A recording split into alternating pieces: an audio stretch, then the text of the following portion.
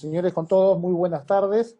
Señora senadora de Canadá, Rosa Gálvez, señor diputado de la República de Chile, Javier Macaya, señores congresistas de la República del Perú, Leonardo Inga, Rolando Ruiz Pinedo y señor vicepresidente Guillermo Aliaga. La Oficina de Cooperación Internacional les da la bienvenida y les brinda el reconocimiento y agradecimiento por su alto compromiso y predisposición a participar de esta iniciativa. También deseo agradecerle a Dios por permitirnos a todos estar presentes en esta videoconferencia gozando de buena salud. A la red de Parlaméricas por su apoyo en la organización. Han pasado 124 días desde que se declaró el estado de emergencia en el territorio nacional peruano. Más de 4 meses desde que se detectara el paciente cero en Chile y en Perú, y más de 5 meses y medio desde que apareciera el primer caso en Canadá aproximadamente. Durante todos estos meses convivimos con un enemigo invisible denominado COVID-19, que seguramente nos dejará una serie de experiencias y retos futuros. Esta crisis, como todas, llegará a su fin. Y estoy seguro que cada uno de nosotros tendremos una huella emocional diferente y deberemos aprender a vivir en esta nueva normalidad. Es por ello que, en el marco de esta gran amenaza, este espacio busca conocer las experiencias y la visión a futuro que los parlamentos de América puedan tener. En ese sentido, la Oficina de Cooperación Internacional, en coordinación con la segunda vicepresidencia del Congreso de la República del Perú y el aporte de la Fundación Alemana Hans Seidel, estamos organizando el primer ciclo internacional de videoconferencias. Hoy les presentamos los parlamentos en América, experiencias y retos post-COVID-19.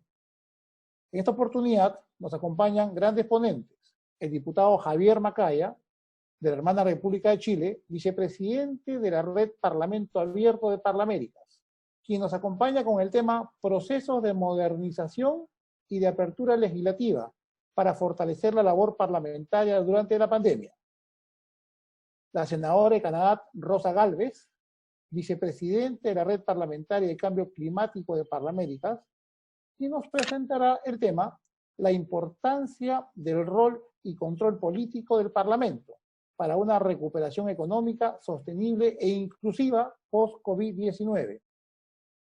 Y el congresista de la República del Perú, Leonardo Inga, presidente de la Comisión Especial Multipartidaria COVID-19, con el tema el rol del Parlamento peruano durante la crisis. Voy a ceder la palabra al señor congresista Rolando Ruiz Pinedo, quien es miembro del Consejo de Parlaméricas en representación del Congreso de la República del Perú, que nos acompañará con unas breves palabras sobre el Congreso de la República y Parlaméricas. Señor congresista Ruiz Pinedo, por favor, tiene usted la palabra. Bienvenido. Javier, muchas gracias. Buenas tardes, amigos y amigas. Yo quiero empezar saludando muy de veras a Miluska, Natalia, Anabela y a ti, Javier, que nos tienen en contacto y previamente en contacto con toda esta realidad. Parlaméricas es para nosotros, digamos, un modo de llegar a nuestros pueblos para decirles que aquí estamos para trabajar juntos en una labor común. Quisiera expresar también mi agradecimiento a la segunda vicepresidencia, en la persona del congresista Guillermo Aliaga Pajares, y nombrar a la Oficina de Cooperación Internacional del Congreso de la República del Perú, por organizar este foro en coordinación con todos ustedes, donde se abordarán las experiencias y los retos de parlamentos de América Latina y el Caribe post-COVID-19 y considerar mi participación también en este importante evento. Asimismo, quiero agradecer la honorable presencia del diputado Javier Macaya de Chile, vicepresidente de la Red del Parlamento Abierto de Parlaméricas, a la senadora Rosa Gálvez de Canadá, vicepresidente de la Red Parlamentaria de Cambio Climático de Parlaméricas, y al congresista, mi colega Leonardo Inga de Perú, congresista de Perú, presidente de la Comisión Especial Multipartidaria de COVID-19, quienes compartirán su valiosa experiencia. y aspectos claves en las futuras materias que precisen ser discutidas y analizadas en los parlamentos incluidos, de manera que se continúe fortaleciendo nuestro sistema democrático frente a la actual crisis que atravesamos. También quiero saludar a los representantes de la Embajada de Canadá en el Perú y de la Embajada de Perú en Canadá que nos están acompañando en este evento. Aprovecho para agradecer el apoyo de Canadá Brinda para las Américas. Claro que esto es clave para nuestro trabajo. También quiero celebrar la asistencia de los y las congresistas y funcionarios del Parlamento peruano. Finalmente, y no menos importante, al público presente que nos está atendiendo el día de hoy. Desde Parlaméricas, institución que promueve la diplomacia parlamentaria en el sistema interamericano y que está compuesta por los poderes legislativos del Norte, Centro, Sudamérica y el Caribe, promovemos el diálogo político cooperativo, facilitamos el intercambio de buenas prácticas legislativas y elaboramos recursos especialmente diseñados para apoyar la labor parlamentaria de nuestro ministerio. Dentro de nuestros pilares de trabajo está la igualdad de género, cambio climático y parlamento abierto. Hemos impulsado espacios que permiten una colaboración continua entre los poderes legislativos de las Américas, a fin de poder plantear acciones y acuerdos que contribuyen con el ejercicio de nuestras funciones en favor de medidas más íntegras e inclusivas en la línea de los objetivos de desarrollo sostenible de la Agenda 2030. Nuestros últimos encuentros y reuniones, así como herramientas y publicaciones, están siguiendo de cerca las discusiones y acciones que se están llevando a cabo en respuesta al COVID-19, teniendo presente el importante papel que tienen los parlamentos. En esa línea, los poderes legislativos y los parlamentarios tenemos un papel clave en la recuperación económica y social de nuestros países, no solo legislando, sino también garantizando que las medidas que se adopten sean íntegras y transparentes y que combatan cualquier acto de corrupción, que los esfuerzos que se realicen a nivel nacional sean también sostenibles y en la línea de las acciones para la mitigación y adaptación del cambio climático, así como garantizar que las medidas beneficien a los que menos tienen para no dejar a nadie atrás. En el actual complejo panorama que tenemos frente a nosotros, resulta imprescindible que podamos escuchar las experiencias de países como Chile, Canadá y otros de esta manera. No podemos enriquecer con este intercambio, teniendo muy presente que las medidas que adoptemos contribuyan de manera fundamental a la recuperación económica y social de nuestros países, resguardando y garantizando una democracia saludable con mismas oportunidades para todos y todas. Para terminar, muchas gracias de nuevo a los panelistas asistentes y retorno la palabra a nuestro amigo Javier Salinas, que también nos está administrando este trabajo. Muchas gracias, Javier. Muchísimas gracias a usted, congresista. Gracias por sus palabras. Muchas gracias por estar con nosotros. Voy a trasladar la palabra a nuestro invitado número 1, el señor diputado de la República Hermana de Chile, el señor Javier Macaya, quien nos va a dar una presentación en este momento que la van a estar cargando. Diputado, por favor, la palabra es suya. Bueno, muchas gracias. Como tú bien decías, hay una presentación, entiendo, que se va a cargar ahí para que pueda estar a disposición de... Yo voy a ir ahí comentándola y en función de eso hice mi presentación. Quizás como introducción, estamos en un momento en el que probablemente es de los momentos más desafiantes para estar haciendo política pública, para estar en un parlamento, y también tiene mucho que ver con el trabajo que hemos venido haciendo hace muchos años con Parlamérica, y que el desafío que se pone hoy día para todas las democracias de Latinoamérica, y particularmente en lo que dice relación con la apertura legislativa y con lo que significa esta, que es la peor pandemia en muchísimos años, yo creo que casi en un siglo que haya vivido nuestro continente, la pone a prueba de manera muy, muy dura. Yo les quiero comentar a grosso modo lo que se ha vivido en Chile en estos 4 meses, desde marzo hasta la fecha, donde hemos tenido que adaptar el trabajo del Parlamento, donde muchas de las cosas que a lo mejor ideamos pensándola en un futuro más lejano, o en el mediano plazo, no en un plazo tan breve, en un corto plazo, como es legislar, estar legislando hoy día desde nuestras casas, estar votando a distancia,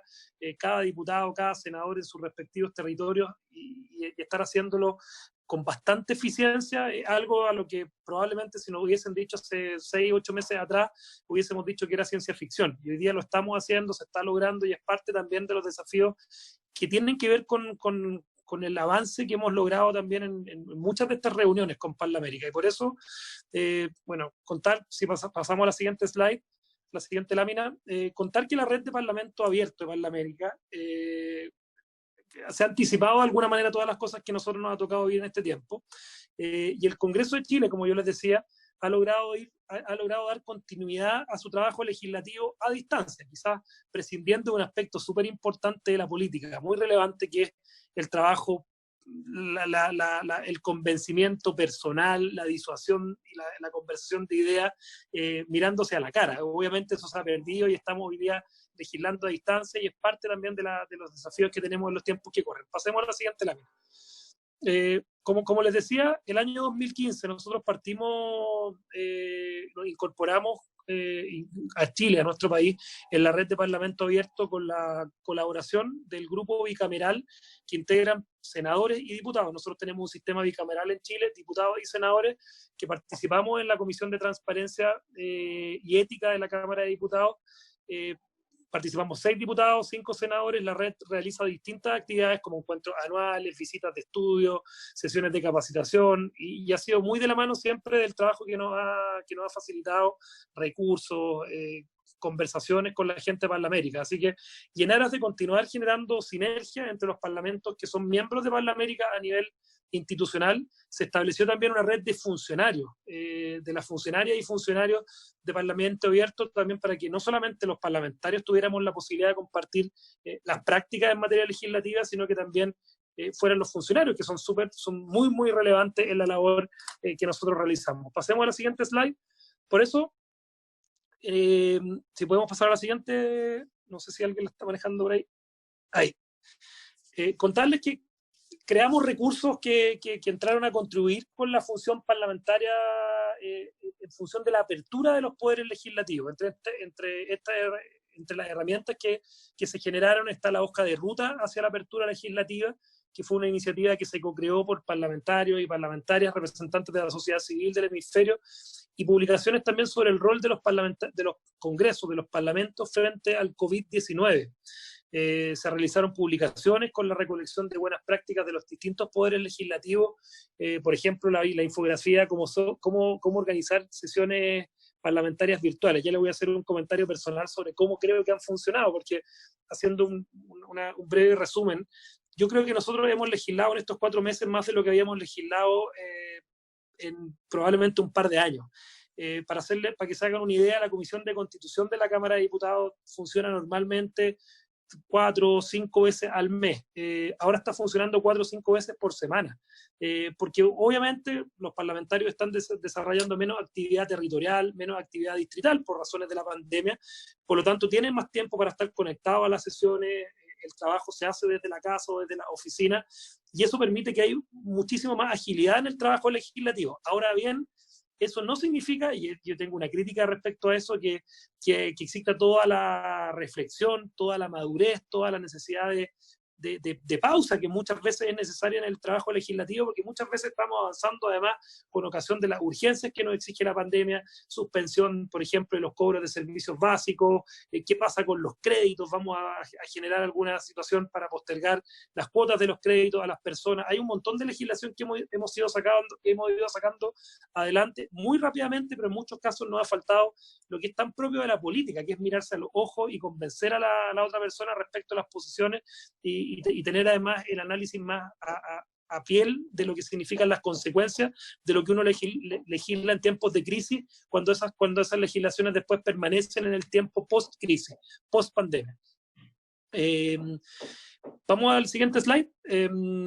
Por eso decirles que el trabajo legislativo en nuestro país en tiempos de pandemia, si podemos cambiar de eso, el trabajo legislativo en tiempos de pandemia, ahí hay una sesión que muestra una foto de lo que es el Congreso. Hemos funcionado en el Parlamento, en la Cámara de Diputados, en forma presencial y en forma remota. Los parlamentarios, y fundamentalmente aquellos parlamentarios el Congreso hoy día tiene 155 miembros, en esa foto deben haber alrededor de 70 personas, o sea, la mitad de las personas estaba conectada, y si uno mira en una camarita que está atrás, se ven las personas que estaban conectadas con esta misma plataforma, que es la plataforma que se eligió por la Cámara de Diputados, que es el Zoom, para participar, para tomar las votaciones. Hay un sistema de votación especial, anexo al Zoom, pero las palabras y las opiniones se vierten por este mismo medio que estamos hoy día conversando. Sigamos. Siguiente lámina. Por eso, para continuar el trabajo legislativo, si podemos continuar con la siguiente lámina, para continuar con el trabajo legislativo, a pesar de la pandemia, se tuvo que realizar una reforma constitucional. Yo me imagino que esto le ocurrió a todos los parlamentos en Latinoamérica, porque nuestra constitución establece que las sesiones son presenciales, se realizan de hecho solamente en la ciudad de Valparaíso, ni siquiera podemos realizar sesiones de acuerdo a nuestra constitución en la ciudad de Santiago. Nosotros tenemos una sede que es el edificio del ex Congreso Nacional en Santiago, pero solamente funciona para las comisiones y las sesiones se tienen que realizar en Valparaíso. Esta reforma constitucional que hicimos para legislar a distancia fue aprobada a finales de marzo y establece que el Congreso Nacional puede funcionar por estos medios telemáticos una vez que está declarada una cuarentena sanitaria o un estado de excepción constitucional por calamidad pública que signifique un grave riesgo para la salud o la vida de los habitantes del país, de una o más regiones, y que obviamente les impida sesionar total o parcialmente. Se estableció que se tenía que lograr acuerdo de los comités que representan a los 2/3 de los integrantes de la Cámara, y se aprobó un protocolo para funcionar de manera telemática para aquellas personas que puedan estar en riesgo de tener esta enfermedad, y se estableció un pupitre virtual. Para hacerlo muy fácil, nosotros cuando nos sentamos en esos asientos del Congreso en Valparaíso, tenemos nuestro pupitre con los proyectos que se van a ver durante el día, con toda la actividad legislativa, indicaciones, presentaciones, informes relativos a un proyecto de ley, que accedíamos presencialmente en Valparaíso. Bueno, hoy día en cualquier lugar, con cualquier aparato electrónico, un teléfono, un computador, uno puede acceder a ese pupitre virtual en cualquier lugar, y tenemos un sistema remoto también de votación que permite que uno, garantizando que es la misma persona la que está votando, garantizando que es el parlamentario, hay que mostrar la cara al momento de estar dando la votación, se garantiza poder votar a distancia. Pasemos a la siguiente slide. Yo les decía que la actividad legislativa ha sido muy intensa, probablemente más intensa de lo que lo es en tiempos normales. Pues solamente para dar un ejemplo, esta semana se citaron a 14 comisiones diarias, que se pudo continuar con las audiencias públicas, donde participan las autoridades, la sociedad civil, los expertos, y ahí hay algunas de las leyes que nosotros hemos promulgado desde marzo. Hay legislación relacionada con la pandemia misma, proyectos que hablan del límite a la reelección, que tenía que ver con la legitimidad, y un momento, Chile atravesado por un momento institucional delicado desde el mes de octubre del año pasado, donde nos pusimos de acuerdo en respecto a un plebiscito que se iba a desarrollar en el mes de abril, que por razones de la pandemia no se pudo realizar, se postergó al mes de octubre, tuvimos que generar una postergación de eso. Por el tema de la legitimidad que atraviesa la clase política, también legislamos a distancia una reducción de la dieta de los parlamentarios. O sea, ha sido bien prolífica la acción legislativa, y las comisiones están tramitando proyectos como qué pasa cuando un ciudadano no ha pagado los servicios básicos, porque hay una pandemia además de sanitaria y una pandemia económica en todos los países de la región, Chile no es excepción. ¿Qué pasa con un embargo judicial? Si una persona lo van a desalojar por deudas de su casa, bueno, ¿cómo se suspenda? El congelamiento de los precios de los seguros de salud. Hay un montón de temas, y creo que ahí, si pasamos a la siguiente slide, hay hartas lecciones aprendidas. Una de las principales lecciones, y en eso resalto la anticipación y el trabajo que hemos desarrollado en el Grupo Parlamento Abierto, es que se anticiparon, o nos hemos anticipado un poquito al futuro, en términos de la transparencia, de cuál es la participación que tiene que tener la ciudadanía, y el empoderamiento que también tenemos que tener respecto a cómo los ciudadanos entienden, conocen de mejor manera el trabajo que nosotros hacemos. Hoy día, por ejemplo, se está legislando algo que se hizo en el Perú hace unos años atrás, con consecuencias más o menos correctas o incorrectas, que tiene que ver con el retiro de los fondos previsionales. Y tenemos, a propósito de la pandemia, hoy día una discusión muy potente en Chile, que se da a nivel de canales de televisión, como casi nunca me había tocado a mí ver en un debate legislativo. Y hoy día la gente está mirando muy de cerca el trabajo que nosotros hacemos. Por eso los conceptos de parlamento abierto, transparencia, probidad en la labor parlamentaria van a estar cada vez más presentes. Vamos a tener que seguir innovando, legislando, respondiendo, y en estos meses que nos quedan de la pandemia, porque hasta yo creo que hay una conciencia también de todos los que estamos inmersos en esto, de que hasta que no termine, hasta que no haya vacuna para el COVID-19, lo más probable es que vamos a seguir con una situación de pandemia, no solamente sanitaria, sino que también económica, y vamos a tener que ver de qué manera somos capaces, desde el punto de vista legislativo, que la democracia representativa siga siendo la capacidad de canalizar las inquietudes y las demandas en un momento tan difícil como el que estamos viviendo. Pasamos a los siguientes slides, que me va quedando un poquito menos. ¿Qué ha significado Parlamento abierto? ¿Y qué beneficios desde la perspectiva de los problemas de confianza que atraviesan todos los parlamentos del mundo se han tenido? Pasemos a la siguiente slide.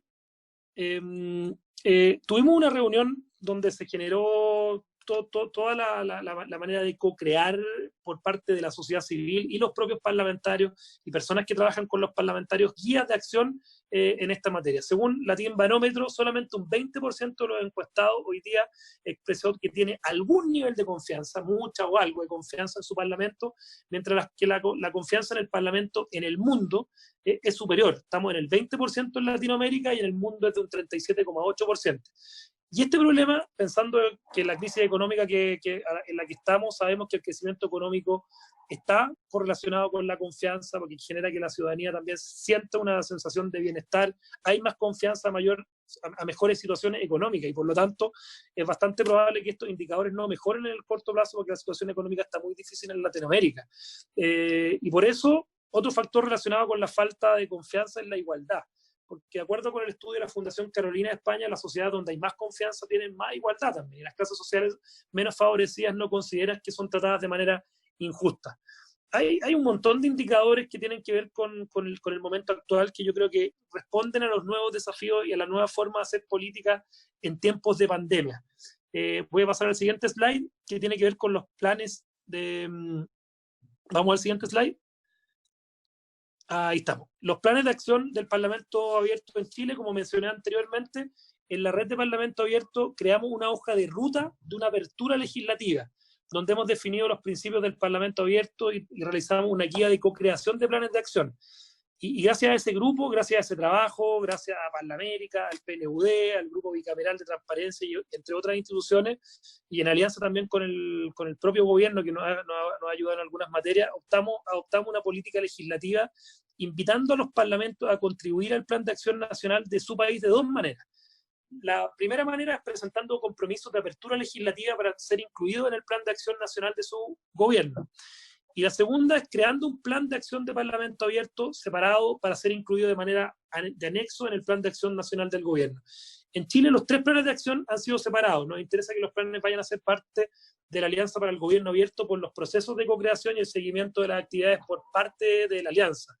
Y por eso, para Chile, los planes de acción del Parlamento Abierto han sido un mecanismo muy importante, muy relevante, ya que la relación de trabajo entre los parlamentarios y la sociedad civil efectivamente ha ido mejorando con el conocimiento de ambos.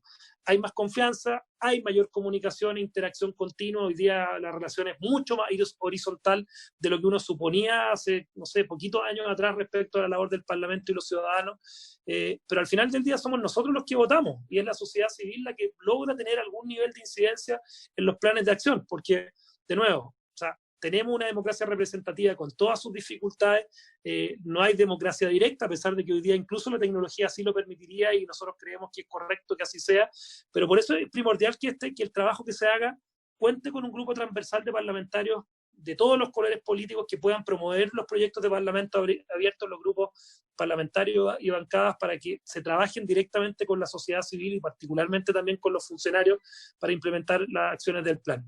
Creemos que es la única manera de garantizar la sostenibilidad de las acciones y los planes del Parlamento Abierto en el corto plazo. Solamente en resumen, nuestro primer plan data del año 2013. Si uno se remonta a aquellos años, probablemente la irrupción del Internet, de las medidas de transparencia. Cuando uno se mete hoy día a cualquier página web de un parlamento que está abierto, sabe cuánto gana un parlamentario, sabe a qué distrito representa, sabe qué mociones parlamentarias ha respaldado. Y por eso, cuando uno mira la experiencia comparada respecto de los pilares del Parlamento abierto y los reglamentos del OI de la Cámara y el Senado, se encuentra con cosas que vienen de aquella época. En el segundo plan, tuvimos dos compromisos destacados: el reglamento de participación ciudadana en el proceso legislativo ya aprobado en la Cámara, que fue co-creado por más de 90 organizaciones, y el diseño de una plataforma de participación ciudadana en el proceso legislativo, que la vamos a mencionar más adelante.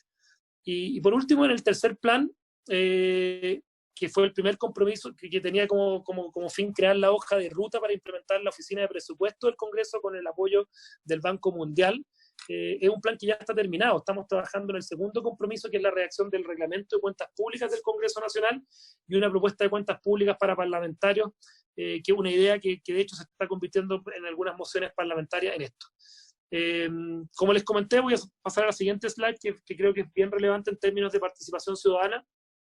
El Congreso virtual, que es lo que viene ahora, siguiente página, estaba contenido en el segundo plan de acción de Parlamento Abierto como uno de los compromisos de diseñar esta plataforma de participación ciudadana, como para que los ciudadanos pudieran involucrarse directamente en el proceso legislativo. Tratamos de que todos los compromisos de los planes vayan a ser alcanzables, tengan mediciones, para que no fuera solamente el diseño del compromiso. Y obviamente en esto buscamos fondos para implementar ese diseño, y gracias a que el BID hace menos de un mes se lanzó en Chile con el Congreso Virtual, que es una plataforma que se crea en código abierto y está disponible también para que sea usada por otros poderes legislativos. ¿Por qué creemos que era necesaria esta herramienta de participación? De acuerdo al estudio del PNUD, la ciudadanía percibe como que el poder legislativo, ya lo decimos, yo creo que cada uno de los que somos congresistas lo percibimos de esa manera, perciben que los poderes legislativos no representan ni promueven sus intereses y sus demandas, y que no tienen participación en el proceso legislativo.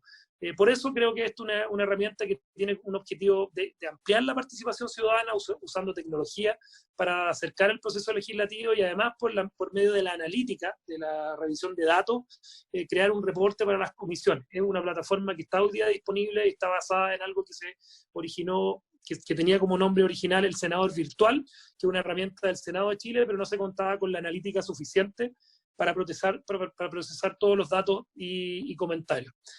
A través de esta plataforma, yo me imagino que es similar a lo que ocurre en otros parlamentos, se puede votar, los ciudadanos pueden votar los proyectos de ley, pueden considerar que la participación ciudadana en el fondo se genera algo activo, es un componente central de la democracia, por supuesto. Se puede proponer que un proyecto de ley se incluya en la plataforma virtual. En esta sección se encuentra la base de datos de proyectos de ley. Y, a ver, yo quizás para finalizar, como último comentario, porque ya me he alargado mucho más de los 15 minutos que me habían señalado, pasemos a la última slide. Como lecciones aprendidas, los planes de acción pasemos a la última slide, son la forma de avanzar y seleccionar 2, 3, hasta 5 compromisos alcanzables y medibles. Si pueden avanzar hasta el final de esta slide, porque tiene varios comentarios. El Congreso Nacional de Chile ha avanzado en los 4 principios: en transparencia, participación ciudadana, rendición de cuentas, que es muy importante, y también en relación al principio de ética y probidad. Estamos hoy día implementando un sistema de integridad para funcionarios y parlamentarios con el apoyo del Banco Interamericano de Desarrollo y el PNUD, que obviamente sin los planes de acción y con el trabajo del día a día seguramente no hubiésemos podido implementar estas iniciativas. Por eso, trabajar con la sociedad civil, con funcionarios, con la ciudadanía en el Congreso Virtual nutre el proceso de legislación y nos entrega un insumo que hoy día es más necesario que antes. Desde el COVID es más necesario porque nosotros mismos estamos legislando en formato virtual, en formato, yo al Congreso de Valparaíso he ido en los últimos 2 meses solamente un par de veces a cuestiones muy puntuales, porque estamos tomando conciencia del mismo llamado que hacemos nosotros como autoridades a tomar el distanciamiento social y todas las medidas que se requieren. Y por eso yo valoro que este trabajo, el trabajo que llevamos haciendo ya durante varios años, de alguna manera haya constituido un anticipo en la forma en que se va a legislar probablemente en el futuro, pero sin prescindir de algo que para mí es clave en la política, porque cuando no hay reflexión, cuando no hay conversación, cuando no hay interacción en las miradas de un parlamentario con otro, por muchas diferencias políticas que se tengan, de repente se pierde algo tan relevante en la política que es la deliberación más reflexiva, más pausada. Las legislaciones de tiempos de crisis tienen que ser para tiempos de crisis. Las legislaciones no pueden, en el fondo, pensarse que son para post-crisis. Hoy día tenemos un desafío importante, que es pensar el mundo post-crisis, que va a ser un mundo distinto, donde las reglas del juego en muchos casos van a haber cambiado. Y es por eso que lo que hagamos ahora, considerando que estamos en un periodo difícil de la historia de la humanidad, tiene que tener esa concepción. Está perfecto legislar hoy día a distancia, pero no podemos perder que el principal valor de la democracia representativa es justamente ser la manera de canalizar las pulsiones ciudadanas. No basta con llevar el 100% de la aprobación de un tema en una encuesta, llevarlo al Parlamento íntegramente de esa manera, porque de esa manera se pierde, creo que, la reflexión, la pausa y el análisis de datos y la técnica, que no puede estar separada de la política. La política sin la técnica es un tema que a mi juicio no resiste mayor análisis, y la pura técnica sin la política también es algo que es absolutamente inadecuado. Así que creo que por ahí van un poco mis reflexiones finales, y agradecerle a la gente de la red de Parlamento Abierto de Parlamenamérica, que creo que se anticiparon de manera muy importante a los tiempos que corren, el trabajo que durante todo este tiempo. Muchísimas gracias, señor diputado. Grandes palabras en su disertación y en sus conclusiones finales. Queda muy claro que las legislaciones en tiempo de crisis son para las crisis. Una frase muy interesante. Y estas políticas y técnicas que tienen que andar juntas como un binomio. Te agradezco muchísimo, diputado, y le voy a ceder el paso a la señora senadora de Canadá, Rosa Gálvez, por favor, para que nos presente su disertación. Muchísimas gracias, señor diputado. Gracias a usted. Bienvenida, senadora. Muchas gracias. Buenas tardes. Agradezco al Congreso peruano por acoger este evento e invitarme a compartir mis reflexiones y experiencias de esta pandemia que es tan devastadora. Ustedes saben, soy originaria de Perú, entonces cualquier noticia, problema, aspecto que importa y que tiene al centro de los corazones de los latinoamericanos, para mí me impacta muchísimo. Antes que nada, como vicepresidenta América del Norte de la Red Parlamentaria sobre el Cambio Climático de Parlaméricas, me gustaría destacar los trabajos de nuestra red. Nuestra red produce publicaciones sobre el cambio climático dirigida a los congresistas y a los parlamentarios de la región, y participa en eventos internacionales de alto nivel, como por ejemplo el encuentro marco de la Conferencia de la ONU sobre el Cambio Climático en España el año pasado, bajo la presidencia de nuestros hermanos de Chile. Recientemente hemos realizado varios seminarios virtuales sobre la importante función de los parlamentos durante la pandemia. El último se intituló Reconstruyendo Mejor, una recuperación económica verde y sostenible, que tuvo lugar la semana pasada. Fue apadrinada por los parlamentos de Chile y Ecuador. Estoy escuchando conversaciones, de repente, que podrían cerrar los micrófonos. Sí, ya lo acaban de cerrar, señora senadora. Perfecto. El plan de contingencia y relance económico son temas de alto interés e importancia para mí, puesto que en Canadá yo abogo muchísimo por la toma de conciencia y la acción real en los frentes de reducción de emisiones y adaptación frente al cambio climático. Los muchos años de mi carrera profesional en este campo y mi trabajo en el Senado canadiense se centra directamente en acelerar el paso de la transición hacia una economía baja de carbón que sea eficiente y que sea justa también. Además de esto, ahora lidiamos simultáneamente con la pandemia del COVID-19, lo cual se originó justamente debido a la destrucción de hábitats y a la cercanía no tan sanitaria con la vida salvaje. Como ustedes saben, 75% de las enfermedades infecciosas emergentes tienen su origen en la ganadería industrial, por ejemplo, del cerdo o de las aves, pero también en contactos con animales salvajes, como es en este caso el murciélago y el pangolín. Entonces, por supuesto que esta pandemia es un desastre y es una tragedia para todos los países en el mundo. Pero no es la primera crisis que la humanidad vive, no es la primera vez que las estamos manejando, y que si reflexionamos sobre las crisis anteriores, podemos saber que cada crisis trae consigo mismas oportunidades únicas. En este caso, la oportunidad de cambiar, reformar, crecer y aprender. Yo estoy repitiendo mucho en estos tiempos de decir que la COVID-19 no es quien rompió el sistema. La COVID-19 lo que está poniendo es en evidencia y está acentuando aspectos del sistema que estaban fallando o que estaban rotos.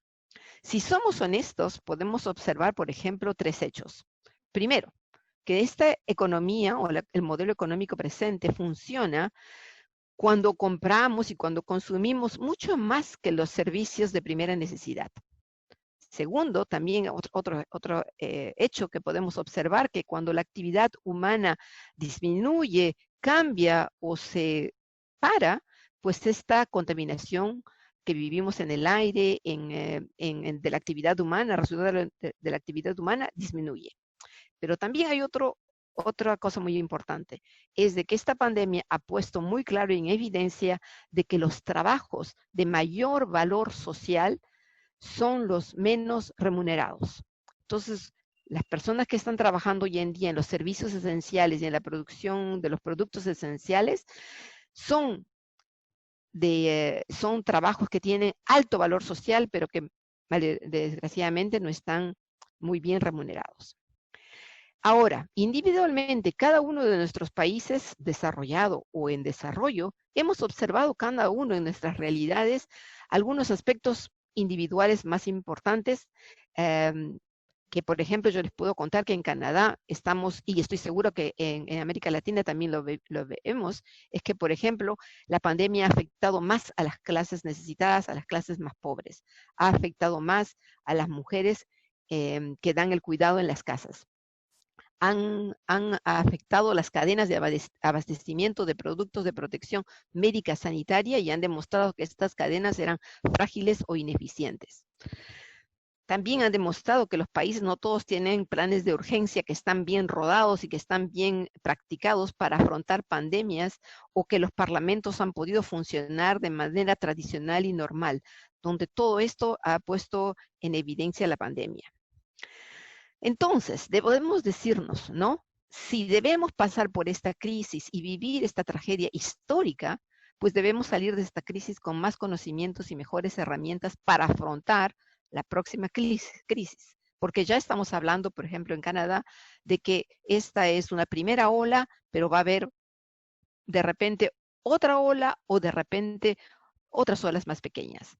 Entonces debemos reformar el modelo irrealista de la economía de ayer, basada en una extracción predatoria de crecimiento infinito, pues sabemos que vivimos en un planeta de recursos naturales y servicios ecológicos finitos. Nuestros sistemas socioeconómicos deben ser limpios, inteligentes, justos y durables. Entonces, para contarles de lo que pasa en Canadá. Canadá ha sido duramente golpeada.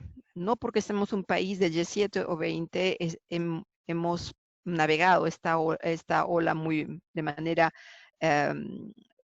perfecta, no. Hay países que lo han hecho mucho mejor como nosotros, como Corea del Sur, Vietnam, Taiwán, Nueva Zelanda, etcétera, que están más cerca del origen de la pandemia en Chile. Aquí hemos tenido 108,000 casos en la fecha de ayer, con más de 3 millones de gente que ha sido testeada, que ha pasado la prueba de presencia del virus. El número de casos nuevos diarios alcanzó su punto máximo a principios de mayo. Tratamos de aplanar la curva, como todos lo hemos tratado de hacer, y estamos muy preocupados de lo que está pasando en el país vecino, Estados Unidos, con quien hemos tenido que cerrar la frontera por un mes más. Nuestras políticas han sido relativamente exitosas, primero en estabilizar el número de casos nuevos diarios.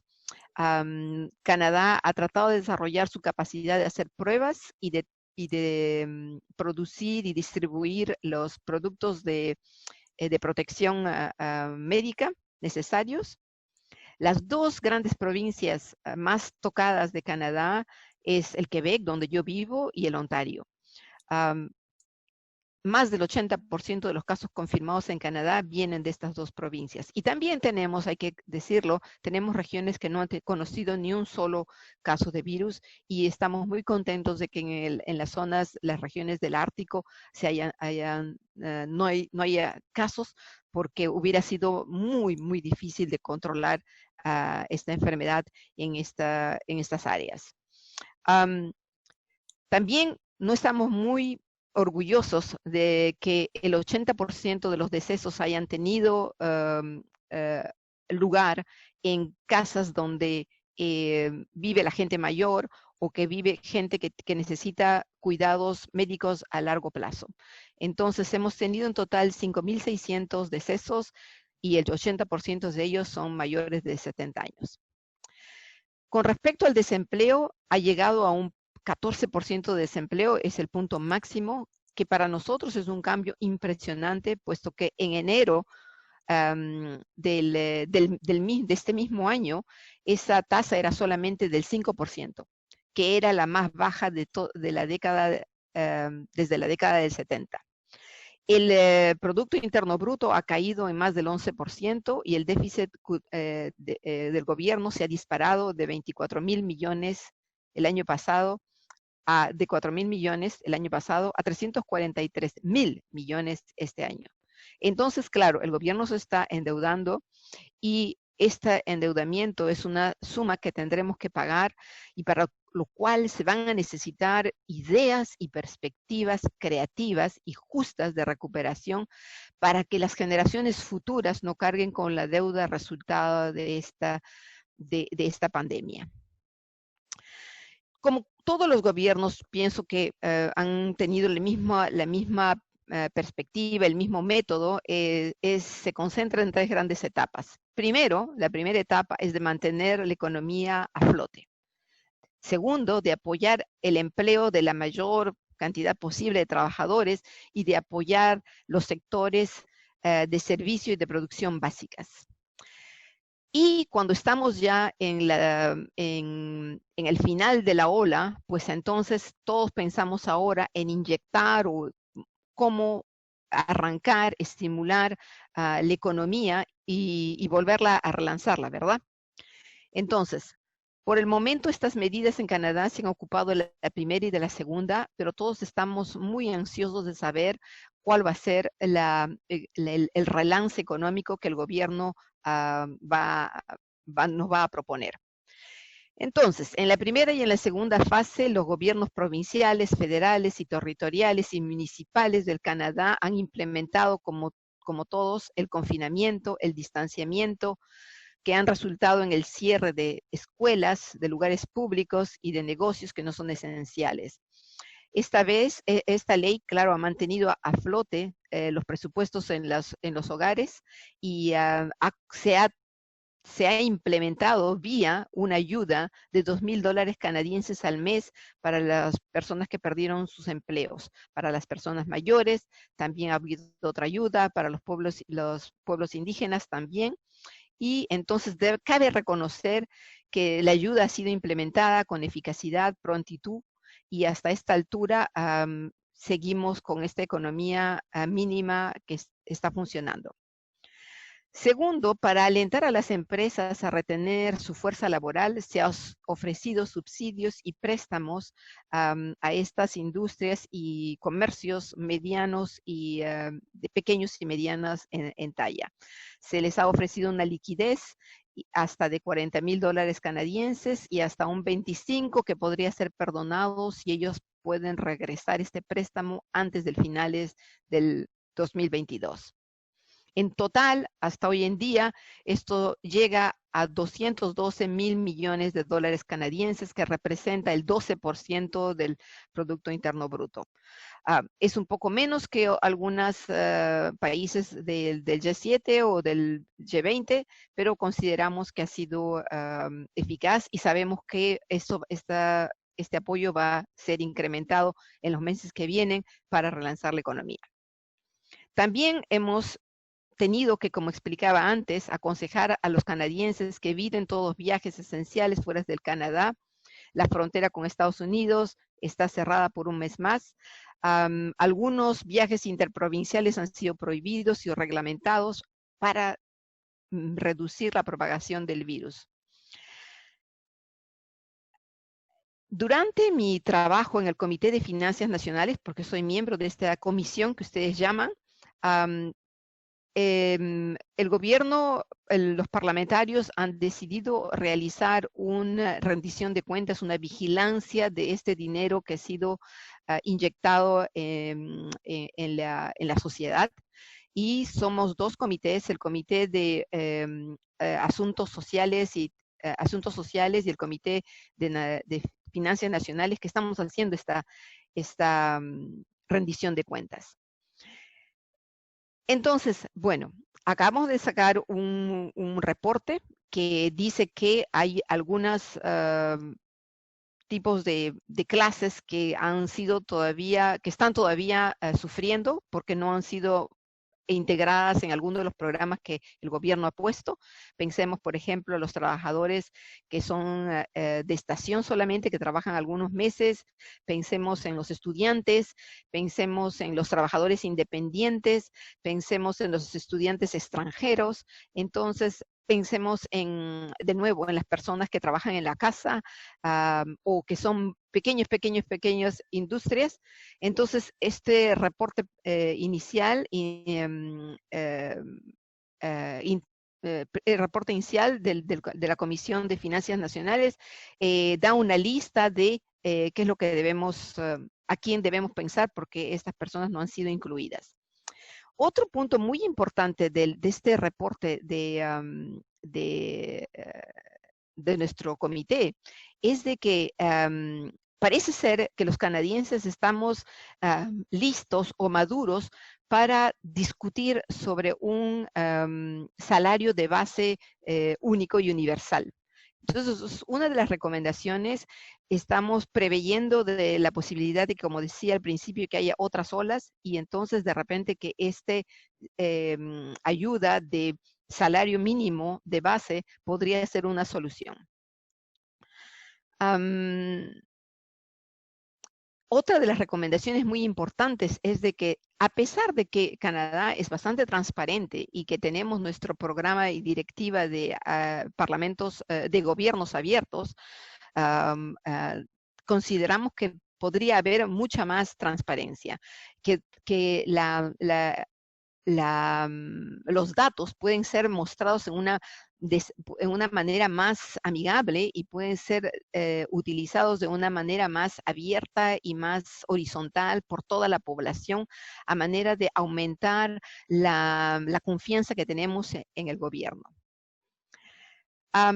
Con lo que respecta al Green Recovery, a la recuperación verde. Entonces, sabemos que Canadá se ha comprometido a través del Acuerdo de París a reducir sus emisiones, como muchos otros países de las Américas, en un 30% debajo de los niveles de 2005 antes del 2030. El gobierno actual se ha comprometido a lograr emisiones netas cero en el 2050. También ha hecho otras promesas medioambientales importantes, como prohibir los plásticos de uso único para el 2021 y plantar 2.000 millones de árboles. Entonces, la gran pregunta que hoy día nos hacemos ¿es que la pandemia va a ser tomada como la oportunidad para acelerar el paso hacia la decarbonización de nuestra economía, o es que lo va a retroceder, o es que la va a hacerla más lenta? Entonces, estamos en ese momento dramático de la historia, pero estamos positivos y esperamos de que se tomen las buenas decisiones. Lo que les puedo decir es de que los canadienses en casi un 80% han respondido en 5 encuestas a través del Canadá, diciéndonos que quieren una recuperación verde más limpia, más inteligente, más sostenible. Es un poco difícil para el gobierno de ignorar que este es un llamado de la mayoría de los canadienses. Entonces, esta recuperación debe abordar 3 puntos: los compromisos climáticos y ambientales, una transición justa para los trabajadores y una economía sostenible e inclusiva. Si queremos tener éxito en nuestra lucha urgente con el cambio climático, cada inversión realizada por nuestro gobierno debe pasar por una perspectiva climática. Lo que quiero decir es que debe tener una eficiencia.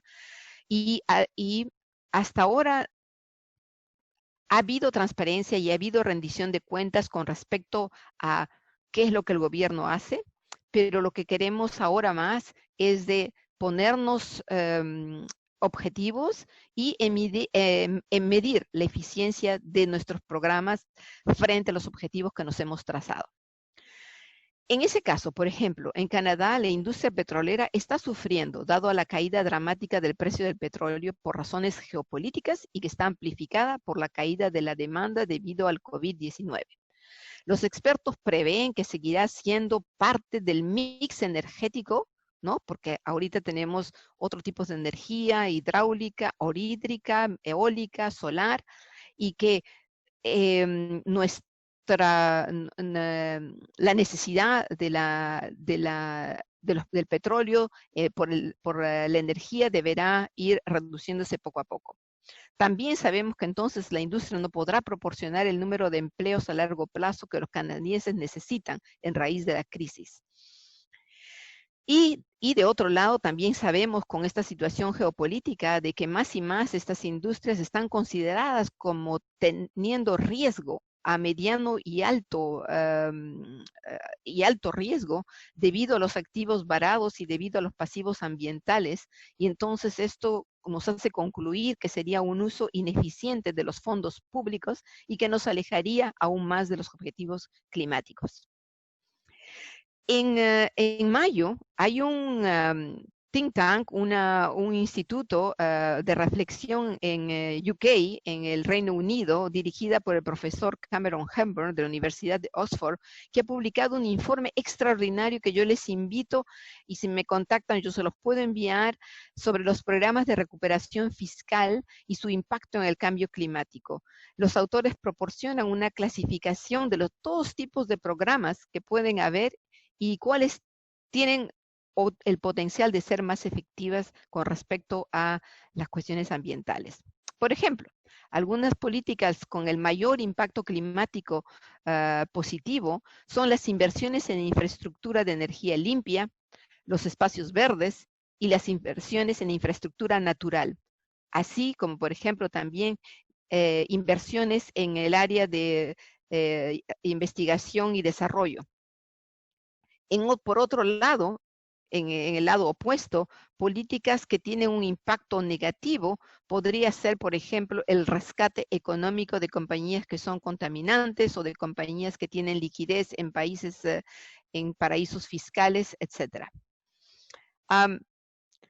En este momento, una parte que ha sido ya aprobada por el gobierno es una ayuda, una subvención a las compañías petroleras para desmantelar todos los pozos huérfanos. Nosotros somos huérfanos, son pasivos ambientales, y también para control del gas metano, que todos sabemos que tiene un poder mucho más importante que el CO2 en el efecto de invernadero.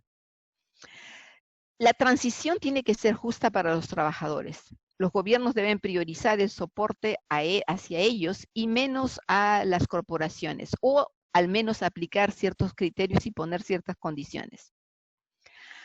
Al mismo tiempo, sabemos que en el pasado, cuando ha habido otro tipo de crisis, como por ejemplo la crisis del 2008, que es muy diferente, es verdad, que la crisis actual. Solamente para una pequeña paréntesis, la crisis de 2008 es una crisis financiera que fue creada desde el interior mismo del sector financiero, ¿no? Que estaba ligada a los seguros, al real estate, al sistema inmobiliario, y que partió justamente del mismo sector, del sector financiero. En el caso de la pandemia de 2019, es un virus, es una enfermedad, es una pandemia que viene de muy lejos y que no debe ser puesta en equivalencia con la crisis de 2008. ¿no?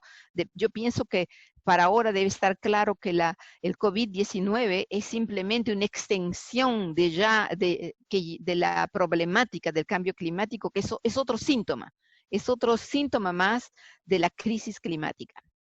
Entonces, a medida que nos alejamos de los combustibles fósiles y de las industrias contaminantes, los gobiernos deberían proporcionar inversiones que crearán un trabajo decente y que no dejarán nadie atrás. Esto incluye volver a la capacitación de trabajadores, a su educación, a su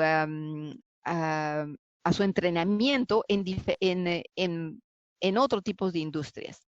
Entonces, la inversión en la educación y en la innovación y también la eliminación de los subsidios a los combustibles fósiles.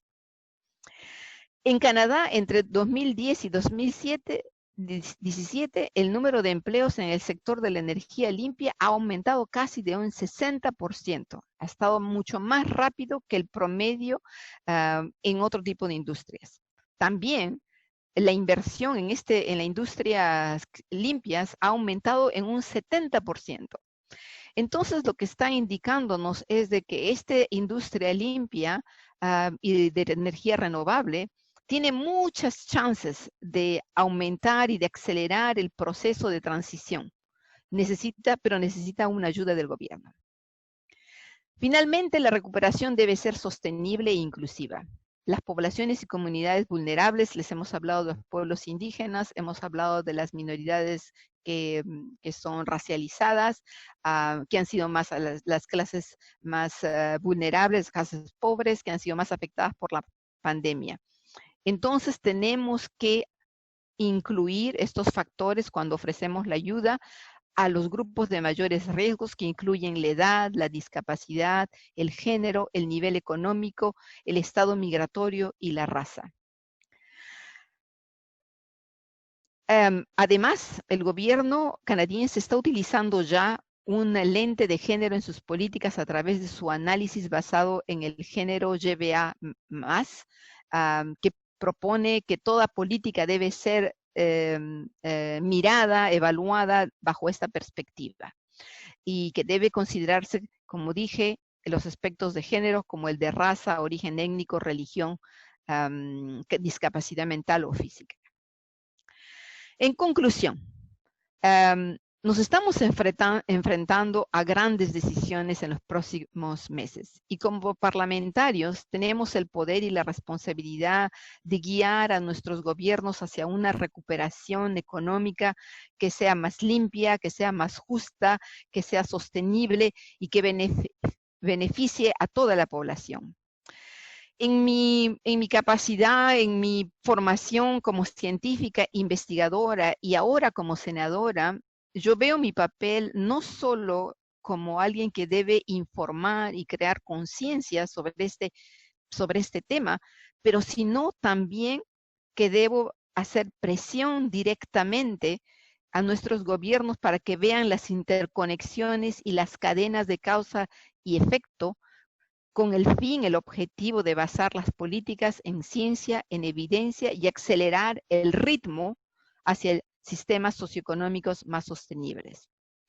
Yo me digo que si cada uno de nosotros en este planeta somos más de 7,000 millones de personas, actuáramos actuáramos en consecuencia a esta realidad de la crisis climática, pues entonces seríamos el cambio que todos queremos ver en el mundo, como lo bien decía Gandhi. Entonces, con estas palabras, les agradezco muchísimo esta invitación a Parlaméricas y al gobierno peruano de haber organizado este encuentro y esta discusión. Muchísimas gracias. Le regreso el micrófono a ustedes. Muchísimas gracias, senadora, por sus reflexiones, por sus palabras, por contribuir a las experiencias, con nosotros, a las experiencias que está realizando Canadá, sobre todo en los temas de reducir la emisión en 30% para el 2030, la idea de tener 0% de contaminación en el 2050, y sobre todo sembrar 2,000 millones de árboles que ayudarían muchísimo. Todo eso, obviamente, dentro de un plan de recuperación sostenible para todos. Yo le agradezco mucho por sus reflexiones. Le voy a ceder la palabra al señor congresista Leonardo Inga, quien es a la vez presidente de la Comisión Especial Multipartidaria COVID-19 del Congreso de la República del Perú. Bienvenido, señor congresista Inga.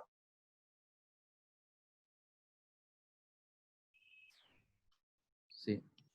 ¿Qué tal? Muy buenas tardes. Muchísimas gracias, Javier.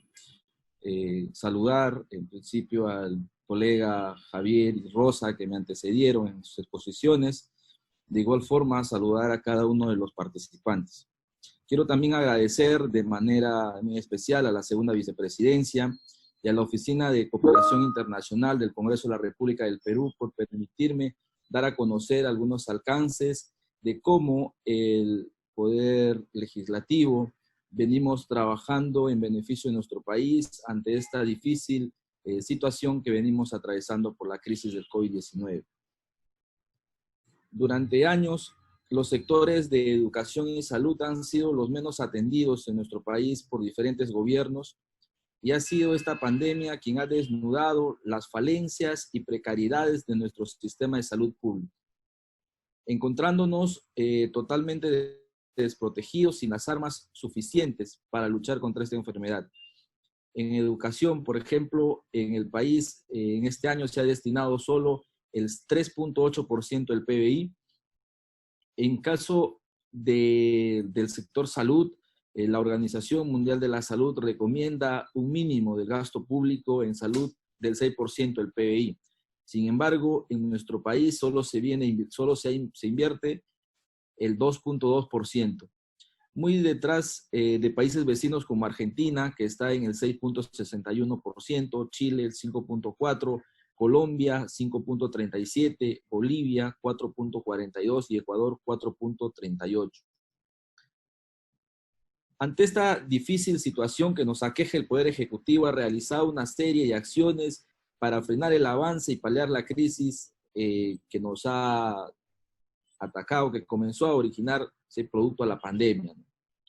Entre ellas, observamos la declaratoria del estado de emergencia, del confinamiento a la población a no salir de sus casas, promoviendo el distanciamiento social para evitar una mayor cantidad de contagios y decesos productos del COVID. Han adquirido pruebas rápidas, entrega de bonos económicos y canastas de productos de primera necesidad, además de otros incentivos. Pero todo, como se ha podido observar, no ha sido suficiente para lograr salir airosos de esta crisis sanitaria. En la actualidad, el Perú ocupa el 5º lugar con mayor cantidad de personas infectadas en el mundo, superando los 330.000 ciudadanos contagiados. Y se tiene más de 12.200 que han fallecido, siendo las regiones de Lima, Callao, Piura, Lambayeque, La Libertad, Loreto, de donde soy, Ancash, Ucayali, Ica y Arequipa, las que más casos confirmados de COVID han producido a nivel nacional. Desde el Ejecutivo, viendo esta preocupación, la primera acción que tuvimos fue crear la Comisión Especial de Seguimiento de Emergencias y Gestión de Riesgos de Desastres COVID-19, que me honro en presidirla. Es así que desde el 17 de abril, fecha en que se instaló e inició las actividades, asumimos el compromiso de ser una comisión propositiva en el seguimiento y monitoreo de las medidas adoptadas por el Ejecutivo en la lucha contra este enemigo invisible. Cabe señalar que en Sudamérica los poderes legislativos de Argentina, Bolivia y Perú han sido los que han adoptado la medida de crear una comisión COVID. Junto a otros colegas congresistas hemos visitado alrededor de 15 establecimientos de salud, tanto en Lima como en las diferentes regiones del país, entre ellas Tumbes, Piura, Lambayeque, La Libertad, Loreto y San Martín, con la finalidad de verificar las condiciones de atención que se vienen brindando a los pacientes con COVID-19. En dichas visitas hemos identificado una serie de necesidades donde resaltan justamente la falta de infraestructura hospitalaria, las faltas de plantas de oxígeno, equipamiento la falta de medicinas, de EPPs para el personal de salud, la falta de profesionales, tanto médicos, enfermeras, personal técnico, todo ello que esta enfermedad no haya podido ser combatida con las armas necesarias para salir de esta crisis que actualmente vivimos aquejando. La pandemia ha afectado diferentes sectores de nuestra economía. Es por ello que hemos implementado 5 grupos de trabajo al interior de nuestra comisión para poder fiscalizar las diferentes. Uno de ellos es el grupo que fiscaliza las distintas contrataciones y adquisiciones de bienes y servicios adquiridos durante esta emergencia. También la de monitorear las medidas adoptadas por el Ejecutivo en el sector salud y otros sectores afines para el control del COVID, la prevención y contención de la propagación y contagio del COVID-19.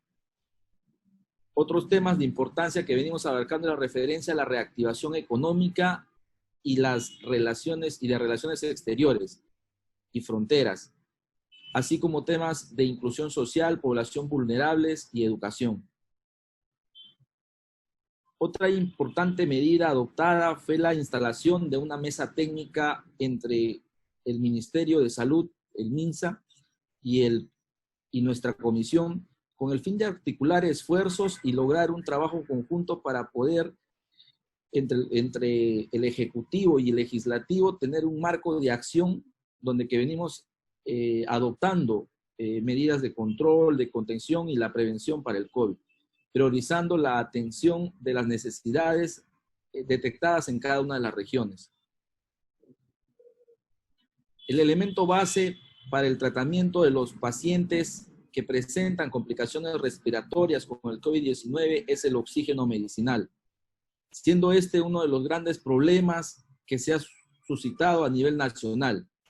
Todo ello empezó en Loreto, en la ciudad de Iquitos, donde ha sido una de las regiones más azotadas por esta falta de este elemento vital. Actualmente el porcentaje de concentración de oxígeno medicinal o que se venía exigiendo era del 99% en adelante, lo que ha generado una oligarquía y su desabastecimiento en el mercado peruano.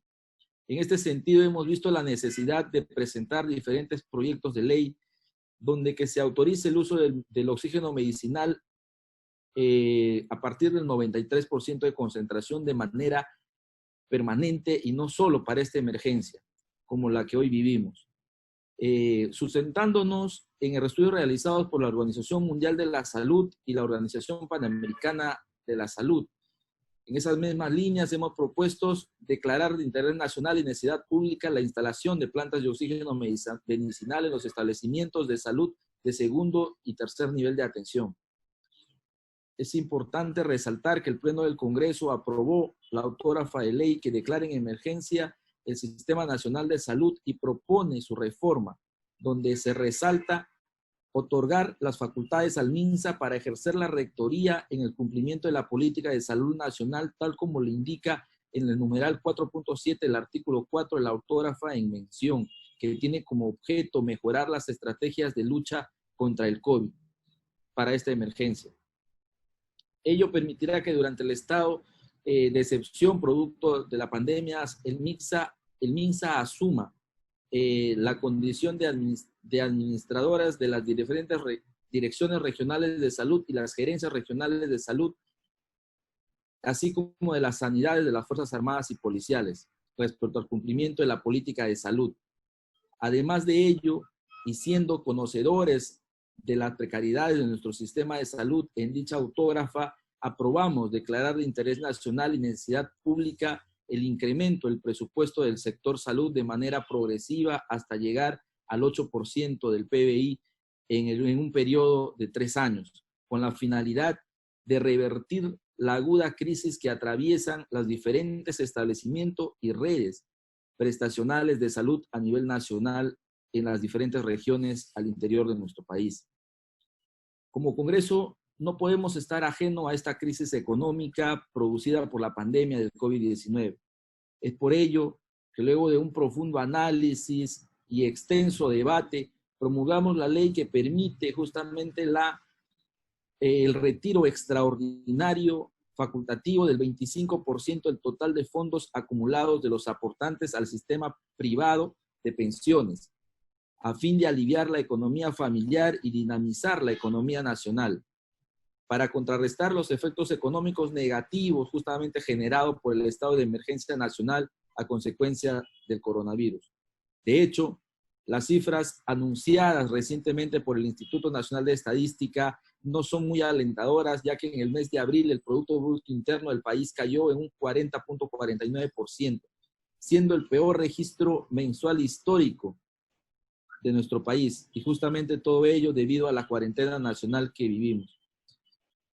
En los meses de abril, mayo y junio de este año, la población ocupada solo en Lima metropolitana disminuyó en 51.1%, es decir, casi 2.690.100 personas, cifra comparadas con el mismo trimestre del año 2019.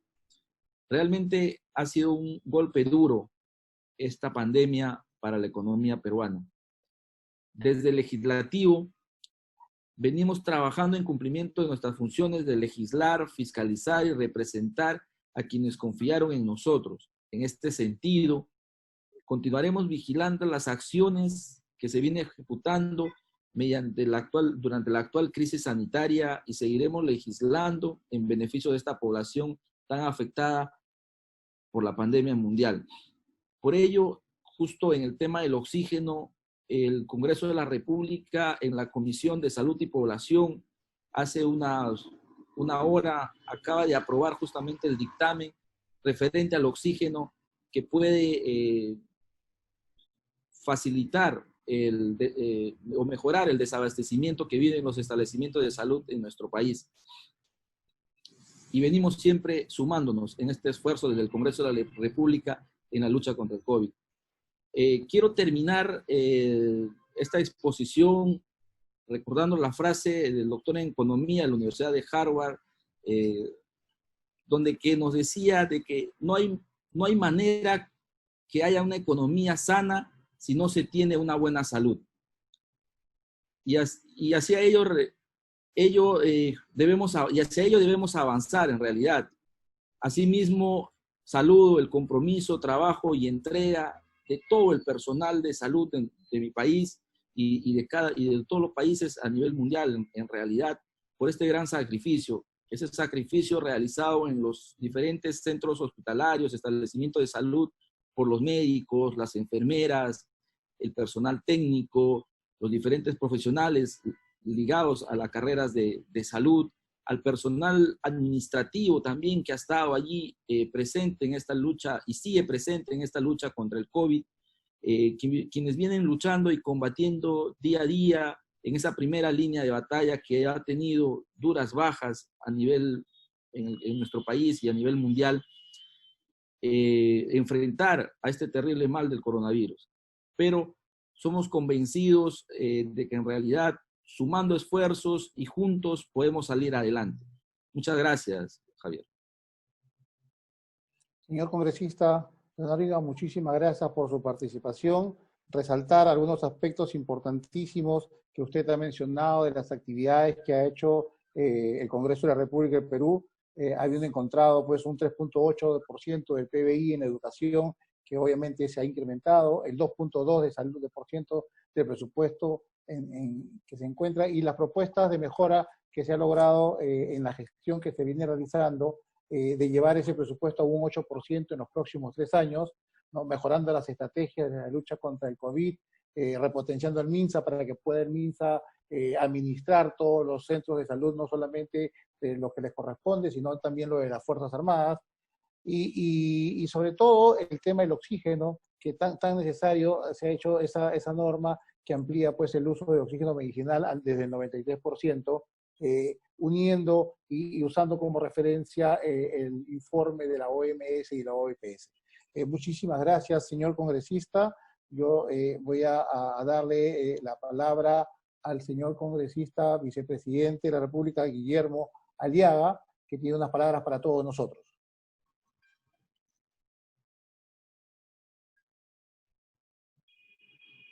Parece que hay un problema técnico. A ver, un segundo, por favor.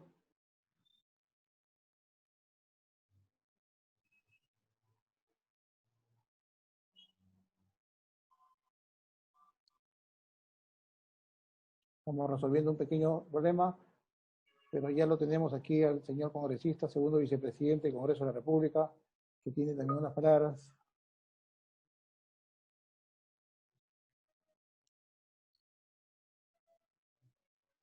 En tanto se soluciona el problema técnico, hay una pregunta del señor Robert José Huamprumpi para el señor congresista, presidente de la Comisión Multipartidaria, que nos dice qué acciones legislativas está tomando el Congreso en la etapa post-COVID en el Perú. Por favor, señor congresista, le traslado la pregunta del señor Robert José, que es directamente para su presidencia.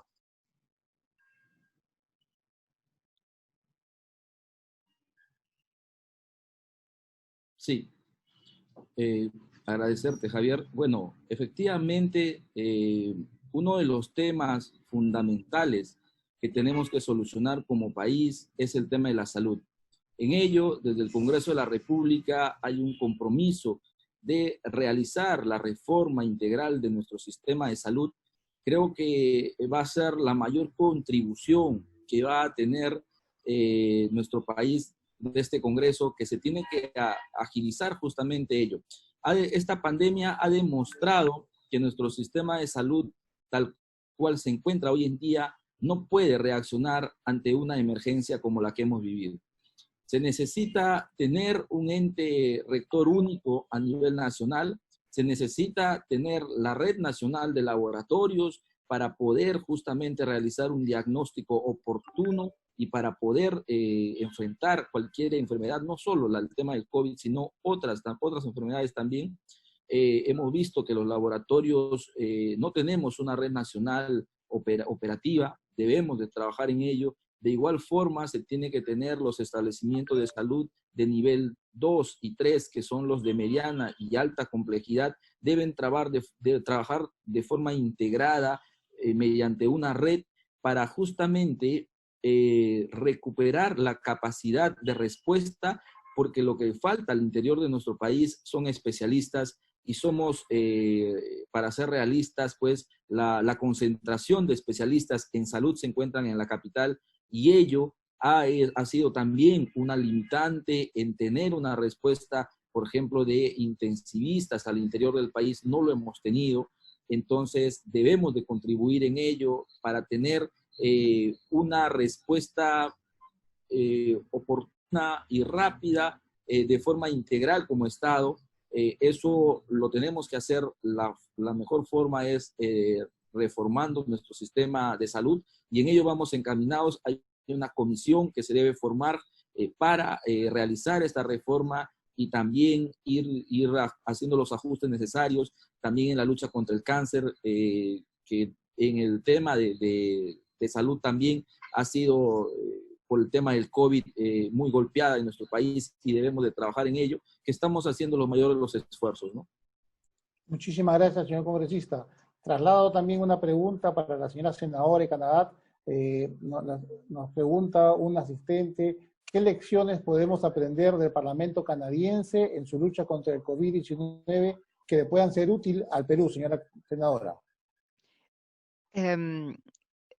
Yo pienso que es muy importante la creatividad porque no podemos aplicar directamente, ¿no? Pero indirectamente pienso que sí se puede hacer. Yo lo que puedo decir es de que cuando la pandemia nos tocó, esto puso en evidencia que nuestra cadena de aprovisionamiento era muy deficiente. Muchas de las máscaras, los PPE, los productos de protección médica venían de China o venían de China pasando por Estados Unidos. Entonces hemos tenido que pedir a nuestra industria de comenzar a producir esto. y la industria, la mediana y la pequeña industria han reaccionado muy favorablemente, y lo que nos estaban diciendo últimamente en nuestro comité es que ahora casi 80% de nuestras necesidades son cubiertas por nuestras propias industrias canadienses, que ha generado empleo, un nuevo empleo. Entonces, yo pienso que en Perú también, en América Latina, la mediana y la pequeña industria es muy ágil, es muy dinámica, y se le puede pedir, se le puede ayudar para que ella se convierta en nuestra ayuda a la sociedad en estos tiempos de pandemia. Muchísimas gracias, señora senadora. Tengo una última pregunta para usted que nos hace el señor Teddy Daza, asistente al seminario, que nos pregunta desde la experiencia canadiense, ¿qué estímulos se pueden impulsar o usted recomendaría se podrían impulsar en el Poder Legislativo peruano para lograr una inversión en proyectos amigables con el medio ambiente, reduciendo su impacto en ello, ¿no?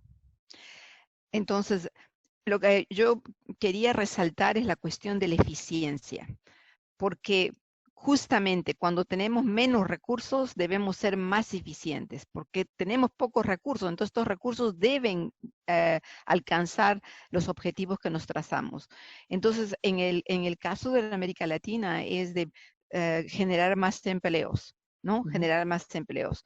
Pero para generar más empleos vamos a tener en el área de la energía renovable o en las industrias más limpias, o reducción de la polución, pues entonces tiene que haber un poquito de educación y un poquito de entrenamiento.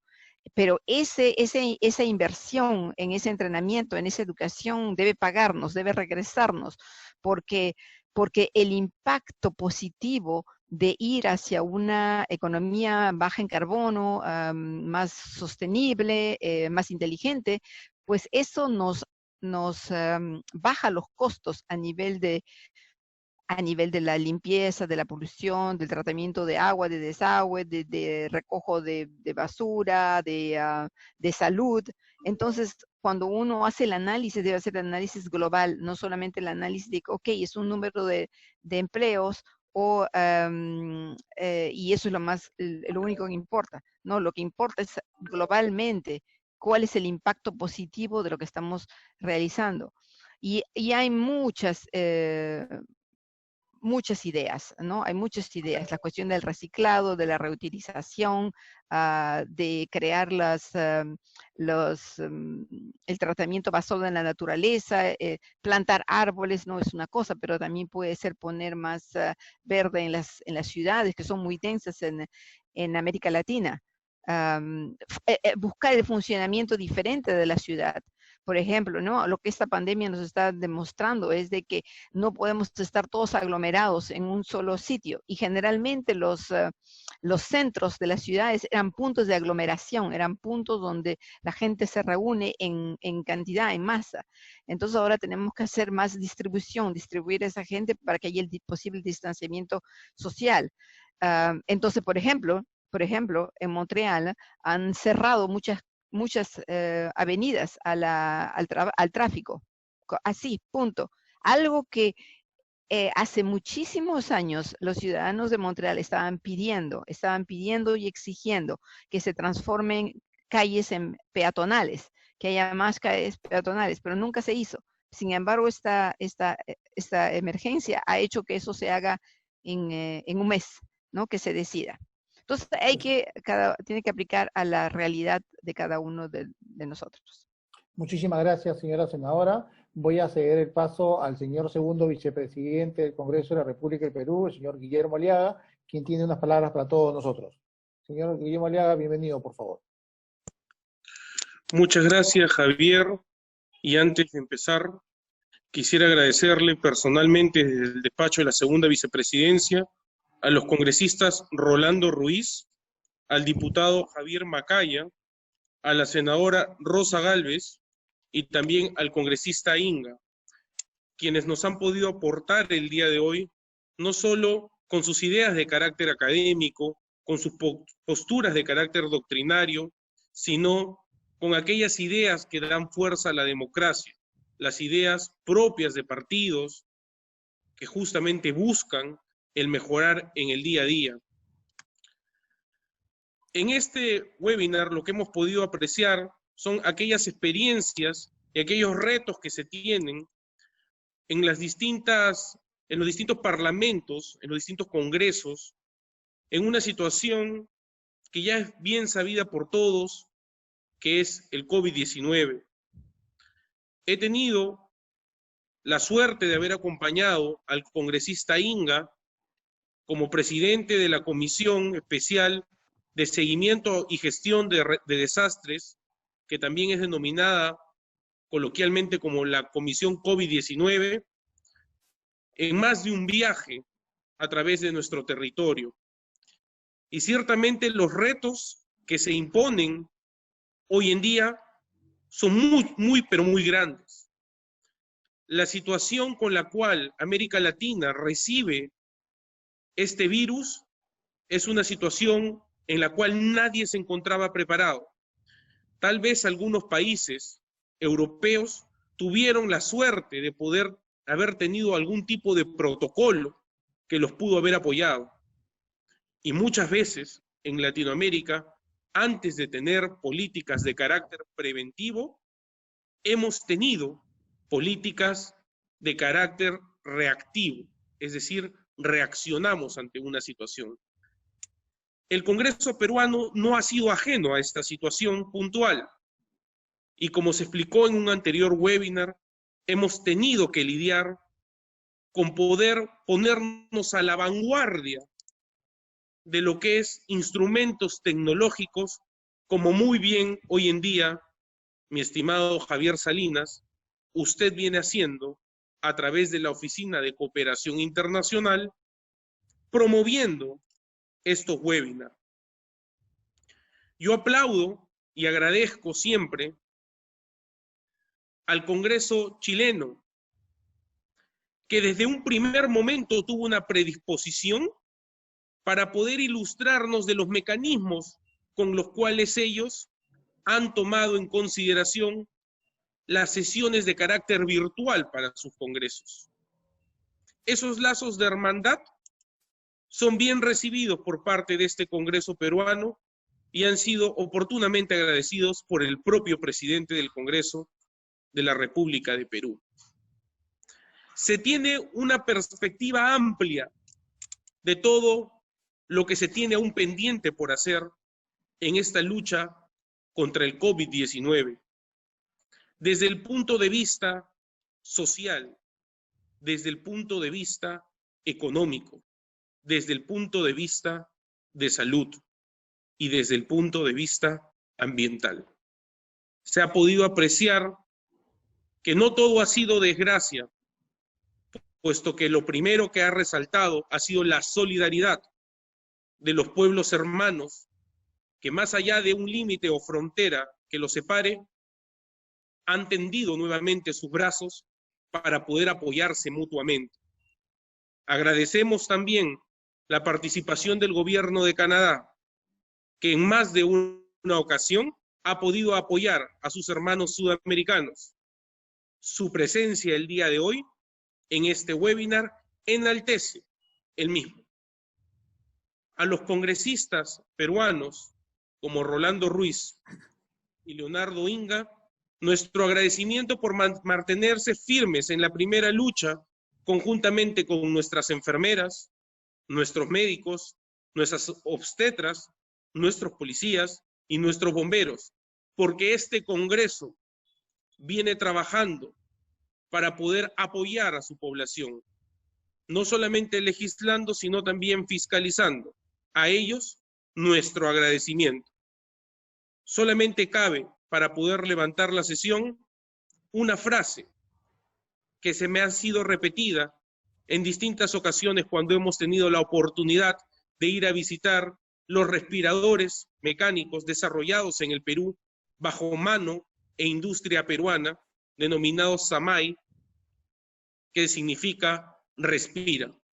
La frase que muy acertadamente me lo han hecho saber los marinos, la hago propia y quiero que con esto podamos cerrar este webinar el día de hoy.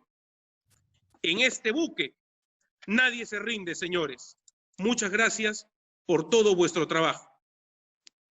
Muchísimas gracias, señor congresista, vicepresidente del Congreso de la República. La Oficina de Cooperación Internacional agradece sus palabras y aprovecho en agradecer también a la señora senadora Rosa Gálvez, al señor congresista Leonardo Inga, al señor congresista Ruiz, al señor diputado Macayá de Chile, y invitar a todos los que están presentes al tercer webinar que se desarrollará el día 7 de agosto del 2020, donde trataremos el tema los parlamentos y su accionar frente a las desigualdades de género en el contexto COVID, y contaremos con la participación del PNUD.